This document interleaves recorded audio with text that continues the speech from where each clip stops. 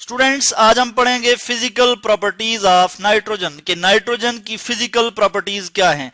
Nitrogen जो है ये ग्रुप पीरियोडिक टेबल में ग्रुप 5 एलिमेंट है, यानी ग्रुप 5 का पहला एलिमेंट जो है वो नाइट्रोजन है, या मॉडर्न पीरियोडिक टेबल के तहत ग्रुप 15 में आता है ये। और इसको हम N से रिप्रेजेंट करते हैं, इसकी जो सिंबल है वो N है, यानी N से रिप्रेजेंट करते हैं। और नॉर्मल रूम टेम्परेचर पे हम ये जो नाइट्रोजन है वो गैसियस स्टेट में है, यानी जो इसकी स्टैंडर्ड स्टेट है वो गैसियस स्टेट है, और हम इसको N2 लिखते हैं, यानी डाई एटॉमिक गैस है, ठीक है। और इसके बाद हम देखते हैं कि नाइट्रोजन को फर्स्ट टाइम किसने जो है वो डिस्कवर किया। तो नाइट्रोजन को फर्स्ट टाइम एक स्कॉटिश फिजिशियन थे जिनका नाम था डैनियल रदरफोर्ड, और 1772 में जो है इन्होंने नाइट्रोजन को जो है डिस्कवर किया। तो नाइट्रोजन जो है, नाइट्रोजन गैस जो है, इसका अगर हम देखें कलर देखें तो ये कलरलेस गैस है, ये कलरलेस है। मैं लिख लेता हूं कलरलेस गैस है। उसके अलावा ये टेस्टलेस है, इसकी कोई टेस्ट नहीं है, टेस्टलेस मैं लिख लेता हूं LESS, टेस्टलेस। और इसके बाद हम देख लेते हैं कि ये जो है ये ऑडरलेस है, इसकी कोई स्मेल भी नहीं होती, ऑडरलेस LESS, ऑडरलेस। तो हमें क्या पता लगा कि नाइट्रोजन की फिजिकल प्रॉपर्टीज क्या हैं कि नाइट्रोजन जो कि स्टैंडर्ड स्टेट में गैसियस फॉर्म में पाया जाएगा, गैसियस स्टेट में होगा, कलरलेस गैस है ये, टेस्टलेस और ऑडरलेस है, ठीक है। इसके बाद हम देखते हैं कि इसका जो ये एयर से हैवियर है या लाइटर है।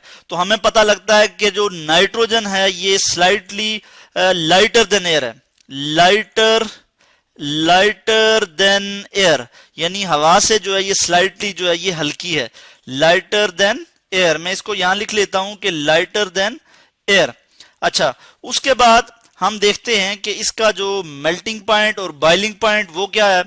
तो इसका जो मेल्टिंग पॉइंट है नाइट्रोजन का वो आ जाता है जी हमारे पास मेल्टिंग पॉइंट, मैं यहां पे लिख लेता हूं मेल्टिंग पॉइंट इसका आ जाता है -210 डिग्री सेंटीग्रेड। तो ये इसका मेल्टिंग पॉइंट आ गया। इसी तरह जो इसका बॉइलिंग पॉइंट है, बॉइलिंग पॉइंट B और P से मैं लिखूंगा, यानी बॉइलिंग पॉइंट, और बॉइलिंग पॉइंट है जी इसका हमारे पास -195.79 डिग्री सेंटीग्रेड। तो ये इसका क्या है जी, ये इसका बॉइलिंग पॉइंट है।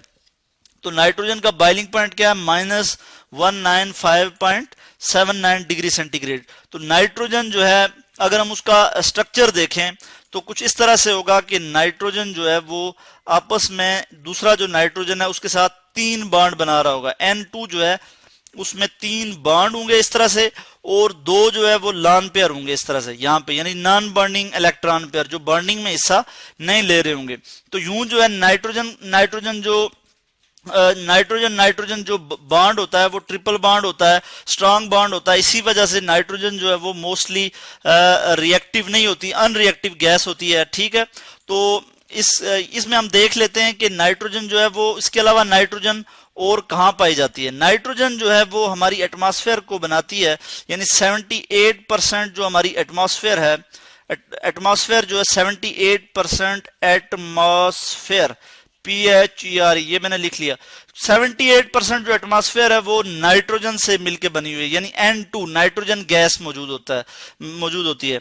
तो उसके बाद अगर मैं बात करूं नाइट्रोजन की, तो नाइट्रोजन जो है वो हमारी बॉडी में जो है वो 3% पाया जाता है। 3% जो है नाइट्रोजन बाई मास जो है वो हमारी बॉडी में है। ह्यूमन बॉडी में कितना पाया जाता है जी, ये मैं यहां लिख लेता हूं ह्यूमन बॉडी। तो ह्यूमन बॉडी में 3% नाइट्रोजन जो है वो पाई जाती है।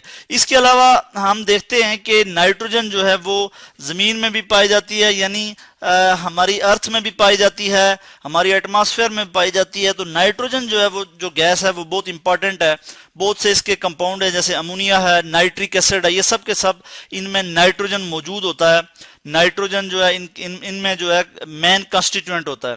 तो ये थी जी नाइट्रोजन की फिजिकल प्रॉपर्टीज कि नाइट्रोजन जो है वो कलरलेस है, टेस्टलेस है और ऑडरलेस है, और हवा से जो है ये हल्की गैस है, स्लाइटली लाइटर है। अगर हम इसकी सॉल्युबिलिटी की बात करें तो ये स्लाइटली सॉल्युबल है वाटर में। मैं यहां लिख लेता हूं कि वाटर में स्लाइटली सॉल्युबल है, slightly soluble in water, soluble in water, मैं यहां ये लिख लेता हूं। तो वाटर में जो है ये स्लाइटली सॉल्युबल है। तो ये थी जी आज की प्रॉपर्टीज जो हमने पढ़ी नाइट्रोजन की प्रॉपर्टीज के, नाइट्रोजन की फिजिकल प्रॉपर्टीज क्या हैं। होपफुली कि आपको इसकी समझ आई होगी।